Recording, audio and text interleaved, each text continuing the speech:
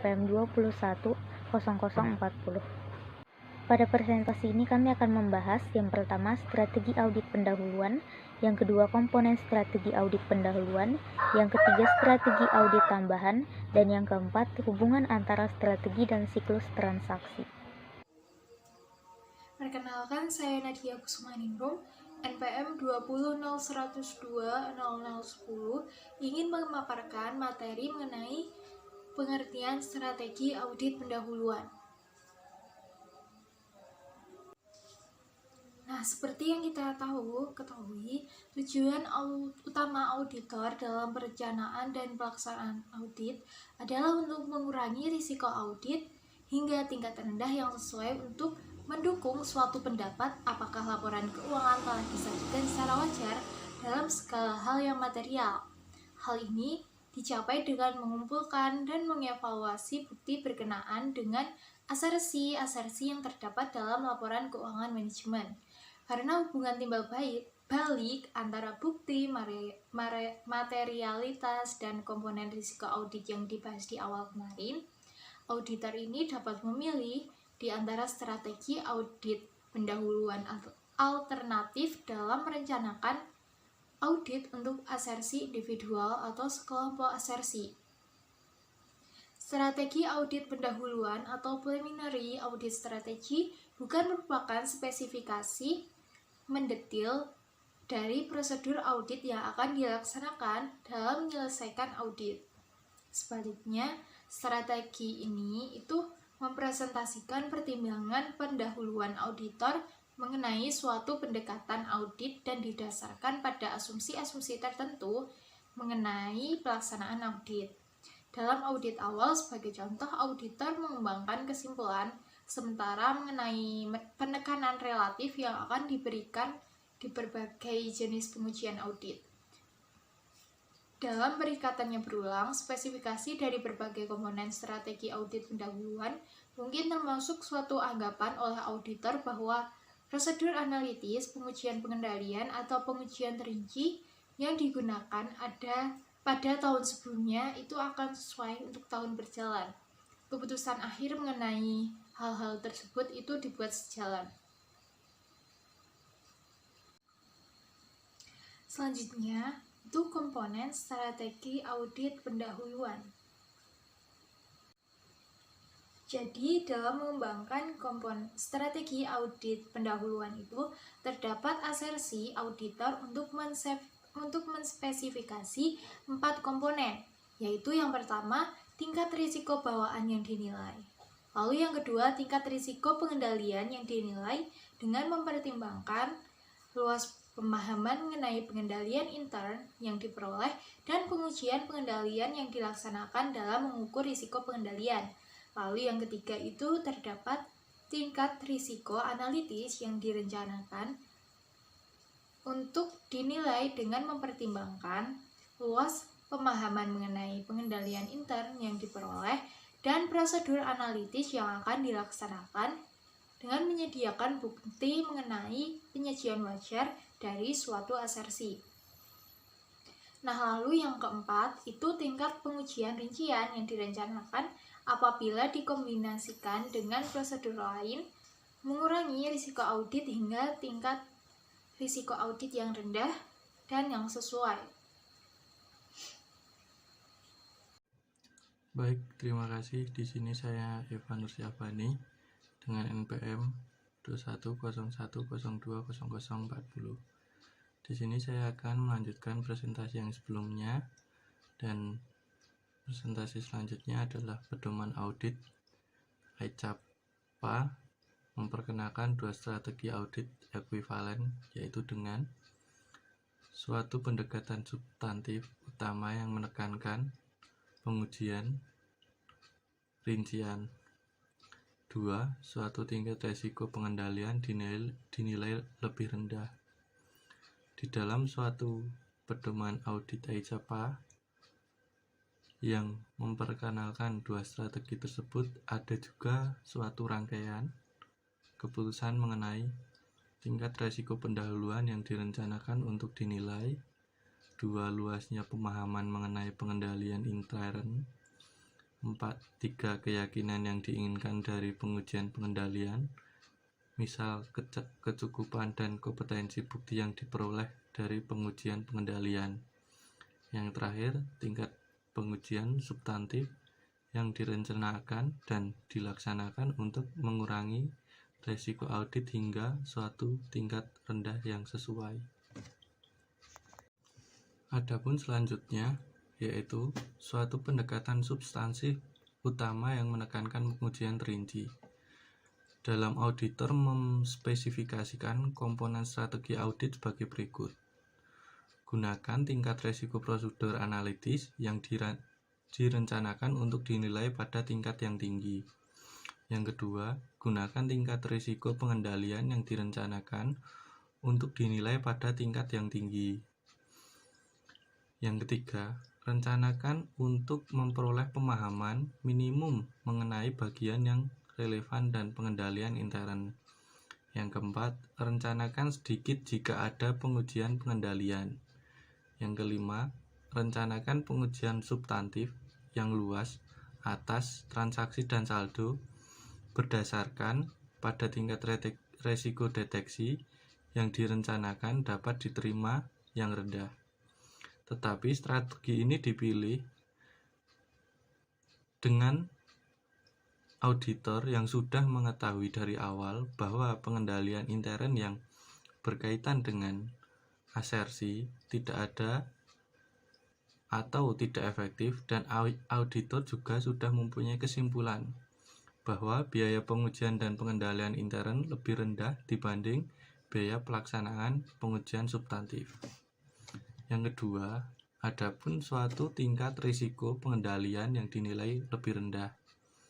Di sini auditor juga mempunyai komponen strategi yang memiliki 5 komponen, yaitu yang pertama, gunakan tingkat risiko prosedur analitis yang direncanakan untuk dinilai pada tingkat yang tinggi. Yang kedua, gunakan tingkat risiko pengendalian yang direncanakan untuk dinilai pada tingkat yang rendah, sedang juga. Yang ketiga, rencanakan untuk pengujian pengendalian. Mungkin penguji tersebut juga mempunyai kendali terhadap komputer yang berada di dalam sistem klien.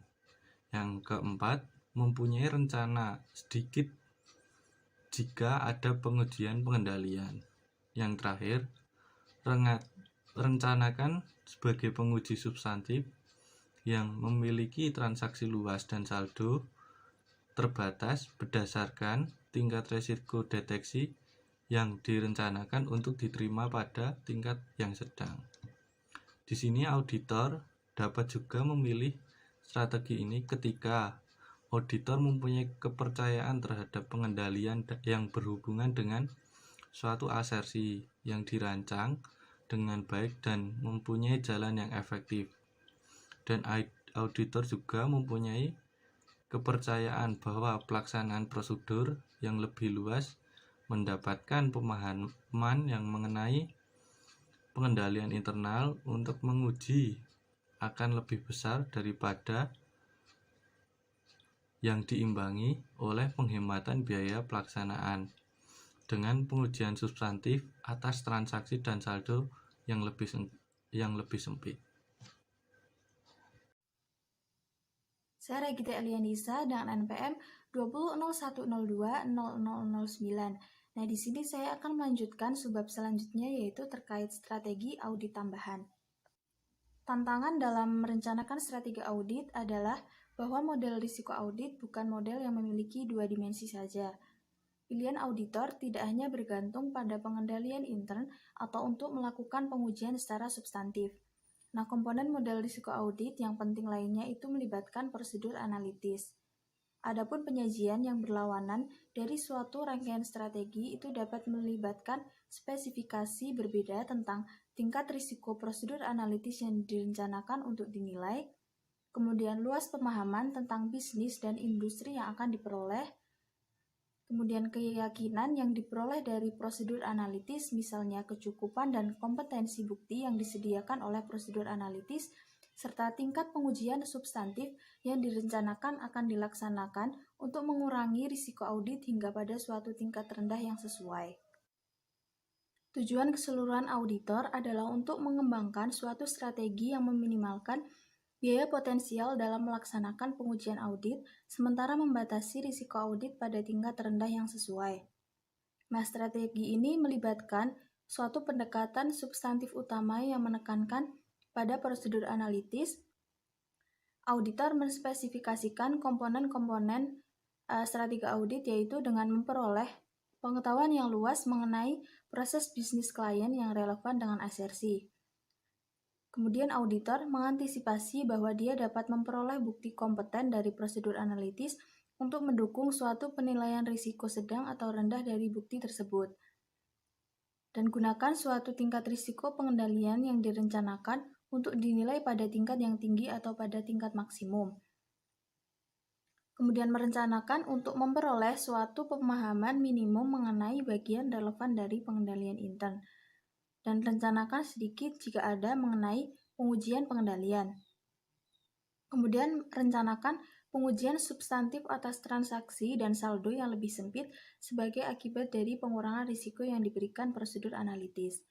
Nah, auditor dapat memilih pendekatan ini apabila ia memiliki keahlian dan pengetahuan mengenai bisnis dan industri untuk mengembangkan prediksi yang akurat mengenai saldo laporan keuangan. Sebagai contoh, pengetahuan auditor mengenai tujuan dan sumber daya klien, pasar dan lingkungan persaingan, proses inti, serta siklus operasi mungkin akan memudahkan auditor untuk memprediksi secara akurat volume penjualan perusahaan dan tingkat piutang yang diharapkan. Nah, pengetahuan mengenai bisnis, baik mengenai perusahaan jasa tersebut, serta hubungan antara kapasitas dan pendapatan dapat memudahkan auditor untuk menilai secara akurat penyajian yang wajar dari total pendapatan dan pengakuan pendapatan, terutama dengan menggunakan prosedur analitis, dan auditor akan dapat membatasi luas pengujian substantif terinci. Nah, auditor juga dapat mengantisipasi aktivitas investasi perusahaan dengan pengetahuan mengenai aktivitas pembiayaan. Contohnya, jika auditor mengetahui bahwa klien baru saja menerbitkan obligasi pendapatan industri, maka ia akan mampu secara akurat memprediksi jumlah dan sifat penambahan terhadap aktiva tetap berdasarkan pengetahuan ini. Nah, jika penambahan perusahaan terhadap aktiva tetap konsisten dengan ekspektasi, maka auditor dapat membatasi tingkat pengujian substantif terinci dengan tepat. Nah, strategi audit ini itu mempresentasikan suatu bauran yang seimbang secara relatif dari prosedur audit top-down dan bottom-up. Karena penekanan dalam penggunaan pengetahuan auditor mengenai bisnis dan industri untuk mendukung prosedur analitis, strategi ini menempatkan auditor dalam banyak prosedur yang mendukung pemberian jasa bernilai tambah lainnya. Sebagai contoh, prosedur yang dilaksanakan untuk memahami tujuan penjualan manajemen dan menilai risiko bisnis yang akan membawa manajemen mencapai tujuan tersebut akan membuat auditor untuk memperoleh keyakinan mengenai kewajaran penyajian penjualan dan menasihati klien mengenai kemungkinan risiko pasar yang tidak terlihat. Terdapat 4 strategi audit umum yang sering dilakukan ketika mengaudit berbagai asersi, yaitu yang pertama, pendekatan substantif utama yang menekankan pengujian terinci, serta yang kedua, tingkat risiko pengendalian yang dinilai lebih rendah, dan pendekatan substantif utama yang menekankan prosedur analitis, serta yang terakhir, penekanan pada risiko bawaan dan prosedur analitis. Nah, yang selanjutnya, penekanan pada risiko bawaan dan prosedur analitis.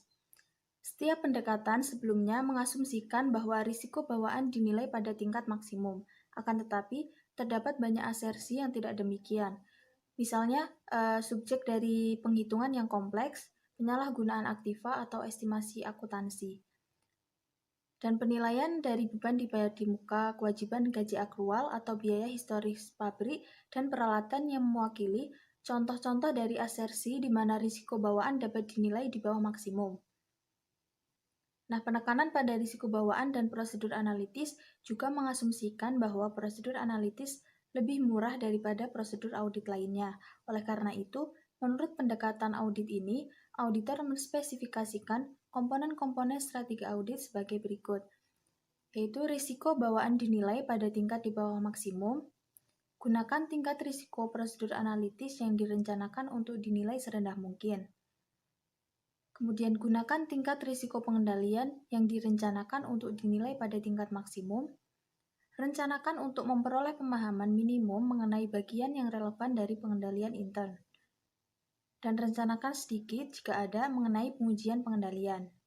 Serta rencanakan pengujian substantif atas transaksi dan saldo yang lebih sempit sebagai akibat dari pengurangan risiko yang diperoleh dari bawaan dan prosedur analitis yang lebih rendah.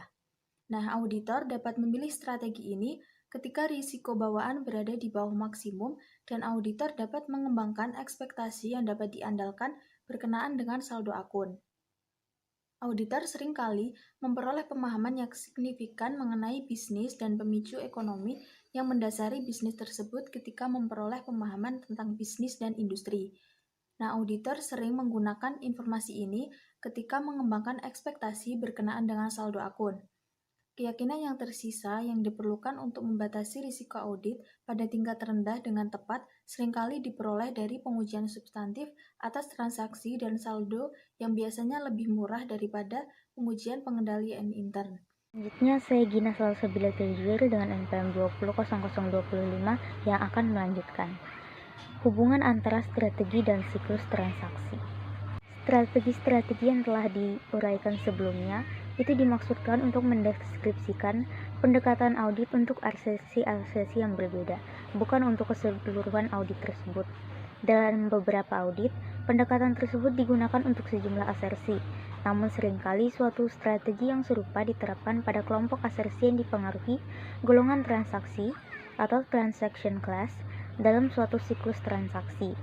Logikanya adalah bahwa banyak pengendalian intern berfokus pada pemrosesan satu jenis transaksi dalam suatu siklus. Meskipun kantor akuntan menggunakan nama yang berbeda untuk golongan transaksi dan siklus transaksi yang terjadi dalam beberapa kasus, bahkan berbeda dalam menspesifikasi golongan transaksi mana yang masuk dalam siklus tertentu. Kerangka kerja berikut digunakan dalam menggambarkan praktik. Bisa dilihat pada tabel yang tertera. Di sini ada siklus pendapatan, itu termasuk penjualan, penerimaan kas, dan penyesuaian penjualan. Pengeluaran, termasuk pembelian dan pengeluaran kas. Jasa personel, termasuk penggajian. Produksi, termasuk proses persediaan. Investasi dalam jangka aktiva jangka panjang atau investasi moneter dari kelebihan kas. Dan siklus pembiayaan yang tergolong dalam pembiayaan dari hutang lancar dan hutang jangka panjang serta modal saham. Contoh bagaimana kerangka kerja audit di samping ini digunakan dalam perencanaan dan perorganisasian audit. Dua akun yang hampir selalu memiliki dampak yang signifikan pada laporan keuangan adalah penjualan dalam laporan laba rugi serta piutang usaha dalam neraca. Akun-akun tersebut merupakan salah satu dari sekelompok akun yang biasanya diidentifikasi dengan siklus pendapatan. Saldo akun untuk penjualan dan piutang usaha dinaikkan oleh transaksi penjualan yang seringkali bersifat rutin dan lumayan banyak. Lebih lanjut, kebanyakan masalah dengan penjualan berkisar mengenai penjualan yang belum dikumpulkan. Oleh karena itu, asersi keberadaan atau keterjadian untuk kedua akun dipengaruhi oleh asersi keberadaan atau keterjadian untuk golongan transaksi penjualan. Tentu saja ekspektasi auditor mengenai efektivitas dari pengendalian intern yang berhubungan dengan proses transaksi penjualan dipertimbangkan dalam menspesifikasikan tingkat risiko pengendalian yang direncanakan untuk dinilai oleh penjualan. Oleh karena transaksi penerimaan kas dan penyesuaian penjualan dan juga transaksi penjualan memengaruhi saldo piutang usaha, maka ekspektasi auditor mengenai efektivitas pengendalian untuk ketiga golongan transaksi dipertimbangkan dalam mengembangkan strategi audit pendahuluan untuk asersi piutang usaha. Mungkin itu saja yang dapat kelompok kami sampaikan, kurang lebihnya mohon maaf. Wassalamualaikum warahmatullahi wabarakatuh.